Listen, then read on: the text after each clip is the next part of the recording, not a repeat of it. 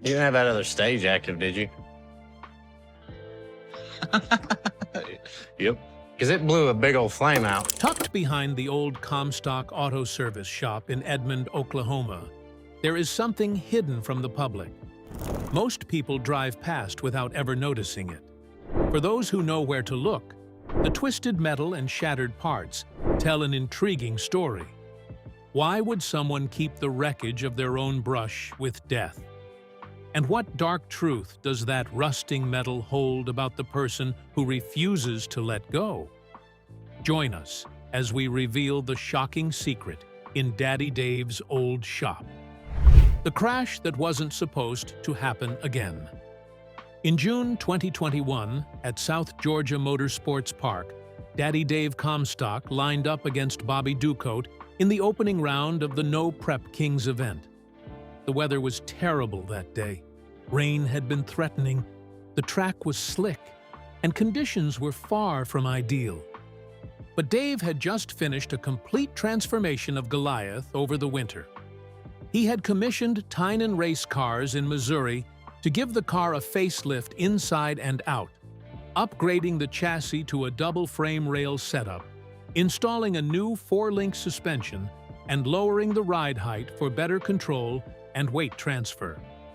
He had also switched back to a ProCharger combination, purchasing a complete Pro-Line Racing Hemi with a ProCharger F3 X140 out front. Goliath had never looked better.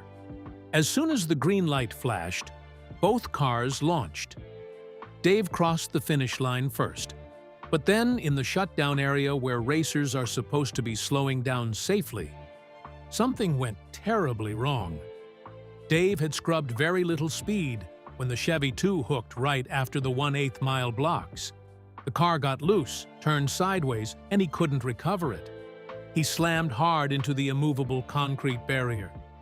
The crowd went silent for just a second before the yelling began.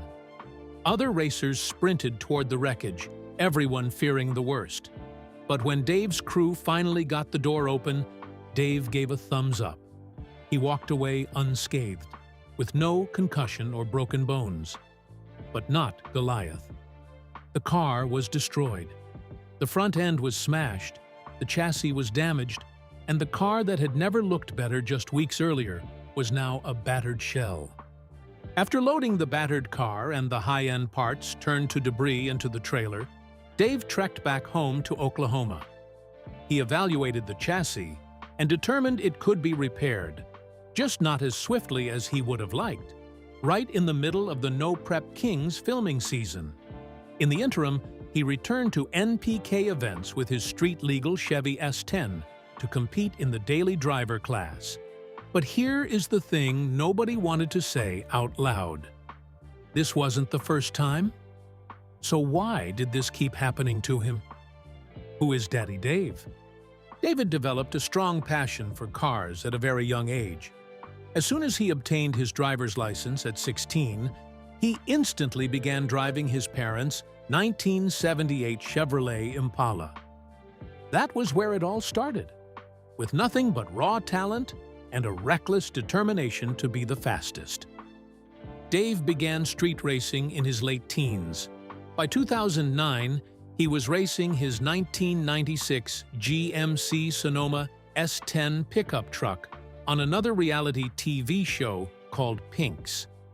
That was the show where drivers competed against each other in drag races, with the loser handing over the title, or pink slip, to their vehicle. It was around that time that Dave met Justin Shearer, better known as Big Chief. By 2013, both were starring in Discovery Channel's Street Outlaws. The show follows Oklahoma City street racers competing for a spot on the list of the top 10 fastest drivers in the city. Dave, Big Chief, Murder Nova, Monza, and a host of cars with intimidating names like The Crow and the sinister Split Bumper regularly move up and down the list, based on their performance on the drag strip. Due to his absolute domination in street race after street race, Dave eventually earned himself the title of King of the Streets. Finding a sponsor for an illegal street racing career is difficult. Jackie Knox, a construction mogul, funded much of Daddy Dave's early racing career. That all ended when Dave nearly lost his life in a race in Amarillo, Texas. But even before that crash, Dave had already built a reputation as one of the most feared racers on the 405. Dave married his wife, Cassie, on March 1, 2013. Together, they have 2 daughters, whose names and ages have been kept from the public. Cassie has been highly supportive of his career, especially in his darkest moments. According to most sources, Daddy Dave Comstock has an estimated net worth of around $1 million, making approximately $20,000 for every episode of Street Outlaws. Other sources place his net worth closer to $1.5 million. But net worth and television fame do not tell the full story. Dave is not just a reality TV personality. He is a racer who has put his life on the line every time he presses the gas pedal. And in August 2015, that decision nearly cost him everything. The crash that started it all. On August 1, 2015, Daddy Dave Comstock was driving his newly completed 1963 Chevy Nova at Amarillo Dragway in Texas. The car was called Goliath, and it was brand new. He had only had it for a few weeks. The new car smell was still evident inside the Chevy, too. Fans of the show had followed along as Dave debuted the sleek new nitrous-fed machine, wondering when they would get to see it on television. But before it could ever make a crack at the 405's top 10 list, Dave was involved in a terrifying accident that destroyed the car. It was a no-prep race, which meant the track was not treated with the usual sticky compounds that help cars grip. Just raw asphalt, making it more like actual street racing. Dave was driving his nitrous-fed Chevy 2 at Amarillo Dragway when he lost control and slammed into a wall shortly after planting the accelerator. The impact sent the Chevy hurtling into the air and into a series of heavy barrel rolls before eventually coming to a stop on its tires. The car barrel rolled numerous times in the melee. The front end was mangled and the body was destroyed. Worse still, during the crash, a nitrous bottle broke free from its mounting. Propelled by the escaping gas still inside it, the bottle turned into a projectile inside the car. It struck Dave directly in the head before shooting out the side window. His helmet saved his life. If he had not been wearing proper safety gear, that bottle would have killed him instantly. Dave's pit crew immediately raced to his aid, pulling him out of the vehicle before he was taken to the hospital, where he underwent X-rays and brain scans. He was lucky to escape with a serious bout of concussion, a bruised lung, and heavy bruising. However, he was left with no memory of the crash. Dave's wife, Cassie, later posted on his Facebook page that he was in a lot of pain, pretty banged up, and had a serious concussion. He is talking, but doesn't remember anything or even where he is, she wrote. In the weeks that followed, Dave healed from his injuries and assessed the damage. But then came the decision that would leave everyone confused: the wreckage nobody knew about. On September 18, 2015, an unusual listing appeared on eBay.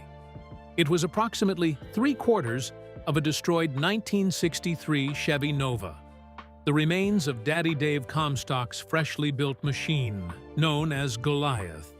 The auction description was brutally honest.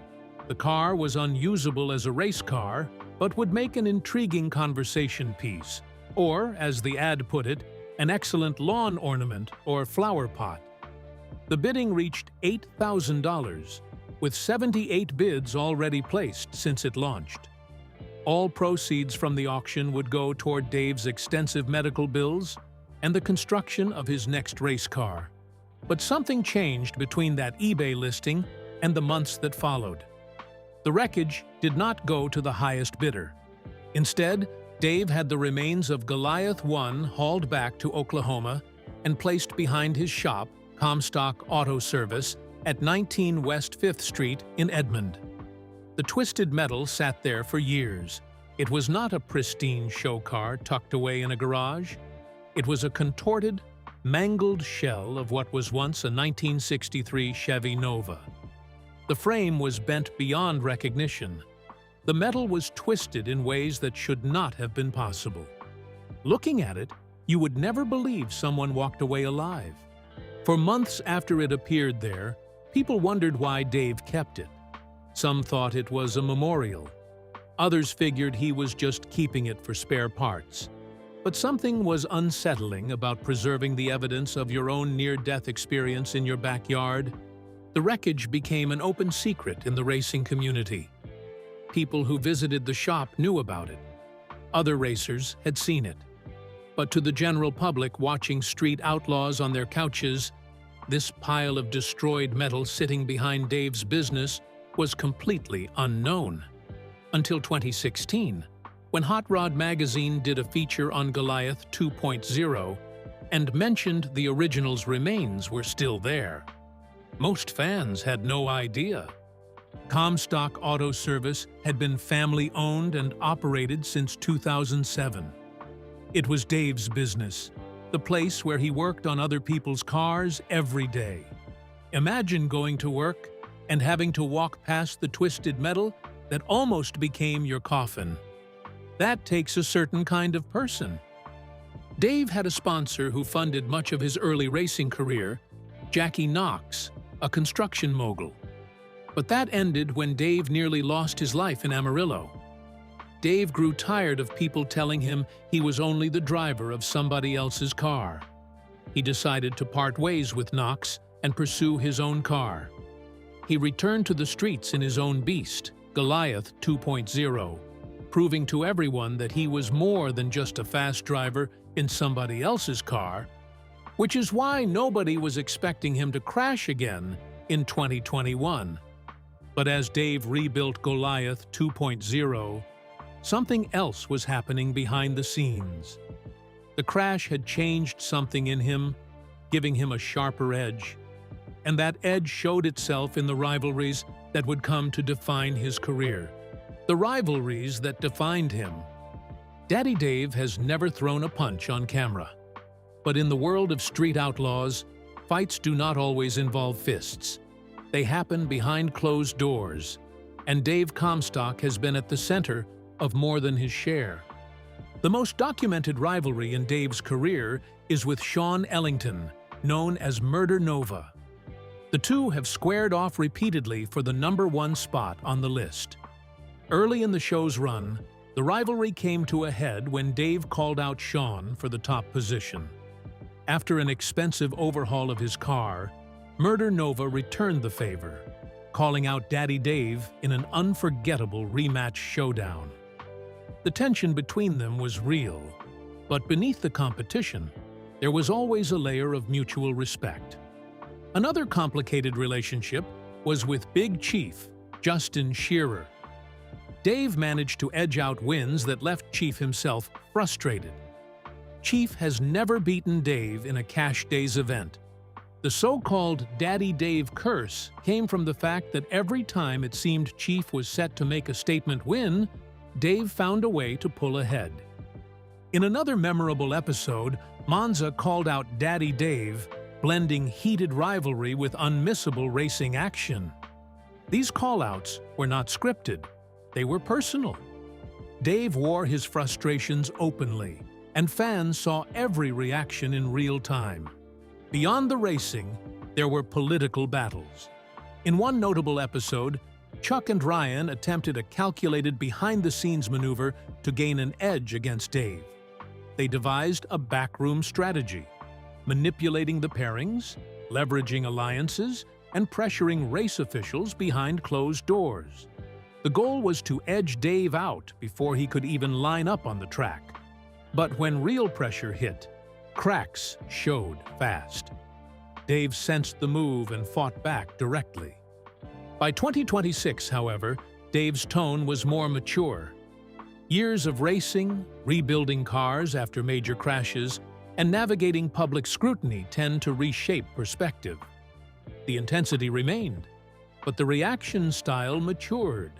What once looked like hatred now reads more like competitive fire, amplified by television editing and fan commentary. By 2026, the rivalries that had once dominated Dave's career had faded into the background.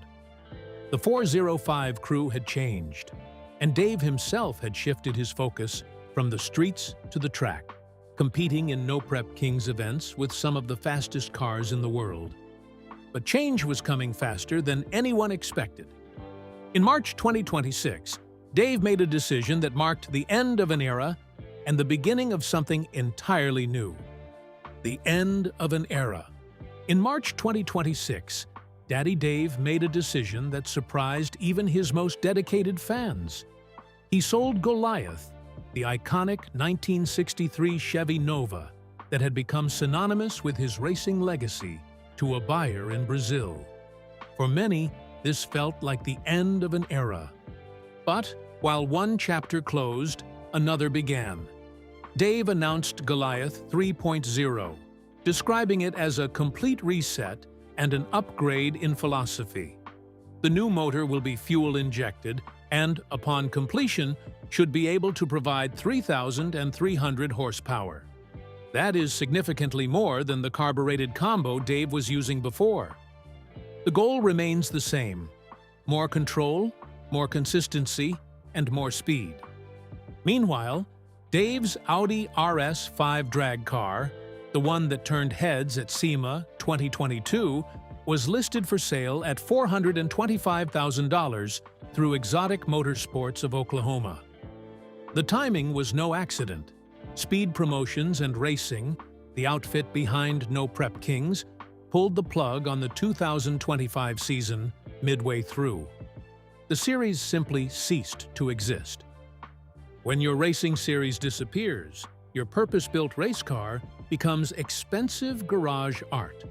Despite wearing an RS5 badge and Audi's signature front clip, the machine underneath is a 2009 Audi A5 with a chassis completely reworked by Tynan Race Cars out of Bates City, Missouri.